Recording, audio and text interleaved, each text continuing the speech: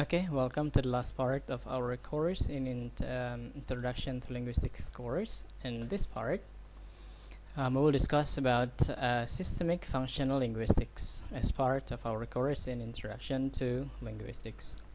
So, what is systemic functional linguistics? Okay, systemic functional linguistics, or sometimes it is called systemic functional grammar, is concerned primarily with the choices the grammar makes available to the speakers and the writers. These choices relate speakers and writers' intention to the concrete forms of a language. Sederhananya, systemic functional linguistic itu adalah cabang linguistik yang mengatakan atau menganalisis language itu dari form and function.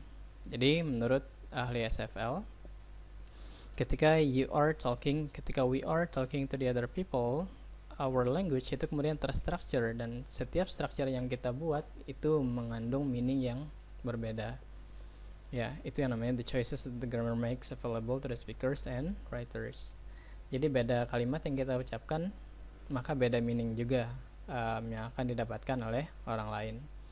For example, ketika seseorang mengatakan open the door, meaningnya akan berbeda dengan seseorang yang mengatakan would you mind opening the door? Walaupun mungkin intinya adalah opening the door, tapi yang satunya bermaksud di dalamnya adalah memerintah, yang satunya adalah bermaksud meminta tolong. So, beda structure menurut SFL, beda structure, beda grammar, beda diction, itu artinya beda meaning dan intention dari the speakers yang kemudian dimasukkan ke dalam concrete forms of a language. Jadi by seeing the language, kita bisa mengetahui apa sih yang diinginkan atau dimaksudkan oleh the speakers. Itu adalah SFL. Oke, SFL sendiri dia punya fondasi that is called language metafunction. Jadi ada yang namanya language metafunction, and it is divided into three parts. The first one is editional, interpersonal, and last one is the textual. Tiga ini yang kemudian bisa kita lihat untuk analyze the discourse and then finding the intention or the meaning of the speaker.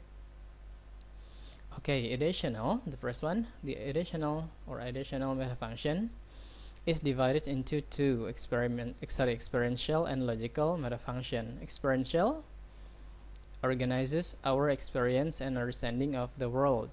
The logical metafunction works above the experiential. It organizes our reasoning on the basis of our experience. Maksudnya adalah apapun yang kita ucapkan, itu yang kemudian apapun yang pernah kita alami, apapun yang kita pahami, itulah yang kemudian keluar dari bahasa kita. Yeah, for example, when you are saying blackboard, tiba-tiba seseorang mengatakan blackboard misalnya, itu karena dia tahu, dia punya something in his mind, dia punya experience nih, dia punya experience and understanding terkait dengan kata blackboard itu tadi, makanya dia bisa mengucapkan. Oke, kemudian yang jadi aneh adalah tiba-tiba orang mengatakan blackboard padahal dia tidak pernah melihat blackboard, dia tidak pernah mendengar kata blackboard, dan dia tidak punya pemahaman apapun tentang blackboard. Itu tidak mungkin karena dia tidak mempunyai pengalaman yang sebelumnya, dan itu tidak ada ke dalam kosakata yang ada dalam otaknya. Jadi kalau misalnya kalian ketemu dengan orang-orang yang suka berbahasa kasar misalnya, berarti dia memang mengalami sesuatu yang kasar, apapun yang berkaitan dengan hal yang kasar dia punya, makanya dia bisa melakukan itu. That's why kemudian ada seorang filosofer yang mengatakan experience is the best teacher. Pengalaman itulah yang membentuk kita, bagaimana kita berkata-kata, bagaimana kita bersikap kepada orang lain, itu adalah efek dari our experience. Kita tidak akan melakukan sesuatu yang kita tidak pahami dan kita tidak ketahui. That's the theory. The logical, it is talking about yang tadi itu kemudian bagaimana sih urutannya, kalau ini terjadi, ini mungkin terjadi. That's it. Nah, kita lihat contohnya saja to make it clear. Yeah. For example, here I have coronavirus is dangerous. Coronavirus is not dangerous. Dua kalimat ini adalah dua kalimat yang diucapkan oleh dua orang dengan experience dan logic yang berbeda. Oleh para dokter misalnya atau ahli virus, they are going to say coronavirus is dangerous. Karena mereka tahu, mereka punya background knowledge yang membuat mereka mengucapkan kalimat ini. Orang yang tidak tahu atau baru tahu sedikit, kemudian baca artikel dan mengatakan oh bisa sembuh sendiri, and then they are going to say coronavirus is not dangerous, right? Nah, ini as you see, dua kalimat yang ini dengan dua structure dan dua ujaran yang berbeda ini dimunculkan oleh dua orang yang mempunyai experience yang berbeda. Okay, another one is Jack is in that room, Jack must be in that room, Jack might be in that room. Tiga kalimat ini meaningnya beda. Di antara tiga ini, mana yang bisa kita percaya? The first one, Jack is in that room. Ketika orang menggunakan to be seperti ini, berarti dia memang sudah mengetahui faktanya, dan faktanya nyata bahwa Jack is in that room. Kemudian yang kedua, ditanya mana Jack, dan dia jawab Jack must be in that room. Jack pasti ada di ruangan itu. Apakah dia tahu bahwa Jack memang ada di dalam ruangan? Enggak, dia menebak tapi dengan keyakinan saja. Apakah dia tahu pasti? No. Yang tahu pasti adalah yang di atas ini, yang memang menjadi saksi misalnya, dia memang melihat. Kalau yang di sini dia tidak melihat Jack, tapi dia yakin Jack ada di dalam situ. Yang terakhir adalah Jack might be in that room. Beda structure, right? Nah, beda structure ini kemudian menunjukkan perbedaan meaning yang diintentionkan. Jadi kalau ketemu orang mereka banyak menggunakan modal seperti ini, jangan terlalu dipercaya ya, because they do not know what they are saying for sure. That's it. Nah, ini adalah salah satu contoh bahwa beda structure. Ini pakai to be, sini pakai modal, sini pakai modal dengan level modal yang berbeda. Beda structure, maka akan beda meaning dan beda intention dari si pembicara berdasarkan apa yang dia ketahui. Itu yang namanya ideational metafunction. Yang kedua, ada yang namanya interpersonal metafunction. Intinya ini terkait dengan tenor or interactivity. Dia melingkupi tiga hal. The first one is the speaker or writer persona, social distance, dan relative social status. Jadi ketika seseorang berbicara, misalnya kenapa mereka berbicara tidak sopan misalnya, atau kenapa mereka berbicara sangat lembut kepada orang lain, karena mereka mempertimbangkan tiga hal ini. Jadi the writer persona, siapa sih dia, posisinya seperti apa, apakah layak misalnya dia menggunakan bahasa yang standar atau haruskah dia menggunakan bahasa yang sopan. Ya, ini ada hubungannya dengan yang social linguistics kemarin.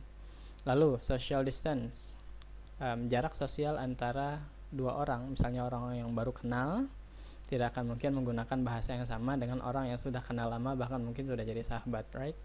Begitu juga dengan orang yang mempunyai social status yang berbeda. Orang yang social statusnya mungkin lebih rendah, misalnya merasa dirinya lebih rendah, dia tidak akan menggunakan bahasa yang sama ketika dia berbicara kepada orang yang dia anggap memiliki social status yang lebih tinggi. That's it. Ini yang kedua. So, bahasa kita, bagaimana kita berbahasa itu dilatar belakangi oleh tiga hal ini, dan tiga hal ini ada di pikirannya seseorang.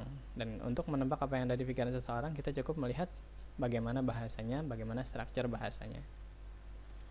Oke, the next one adalah ada yang namanya textual metafunction. Ini terkait dengan mode. Jadi bagaimana kemudian kalimat itu disusun sedemikian rupa oleh si pembicara. Misalnya ada kata the boy hit the old man. Lalu yang kedua adalah the old man was hit by the boy. Long time ago we believe this one is the same. Ya, awalnya mungkin kita terbiasa mengatakan bahwa aktif dan pasif ini meaningnya sama. Ternyata ini beda structure, right? Ternyata meaningnya berbeda. Ketika ada yang mengatakan the boy hit the old man, orang itu mau para pendengar itu fokus pada the boy itu yang melakukan, boy itu yang membuat kesalahan, dia yang memukul, bukan orang lain. Siapa yang dipukul? Old man. Ini hanya keterangan. Ini namanya theme, ini yang namanya rhyme. Ada tema, ada rema. Ini adalah inti yang mau disampaikan oleh pembicara, dan ini adalah yang penjelasnya saja. Berbeda ketika dia mengatakan bahwa the old man was hit by the boy. Dia mau orang fokus kepada si korban. Itu loh, ada orang tua. Ada apa dengan orang tua? Hit by the boy. Ya, jadi pembicaranya mau orang fokus kepada old man-nya ini. That's it. Beda fokus lagi. Dua ini berpanjang lagi. Beda fokus lagi. The old man, dia bilang. Lalu ada penjelas. Lalu untuk memperparah informasi, kemudian dia menambahkan struktur tambahan prepositional phrase in the head. Ya. Bedanya dengan yang di atas, ini bisa jadi sifatnya hanya informasi. Yang ini dia mau entah mau memanas-manasi atau mau ngompor-ngompori orang lain, sehingga struktur kalimat yang diucapkan berbeda. Nah, everyone ketika mereka berbicara itu akan langsung keluar dari mulut mereka, from our mouth, dari mulut-mulut kita misalnya. Dan itu menggambarkan siapa diri kita. Dan itu yang kemudian bisa dianalisis sebagai bagian dari discourse analysis. Okay, that is a brief explanation about systemic functional linguistics or systemic functional grammar. Semoga bermanfaat, and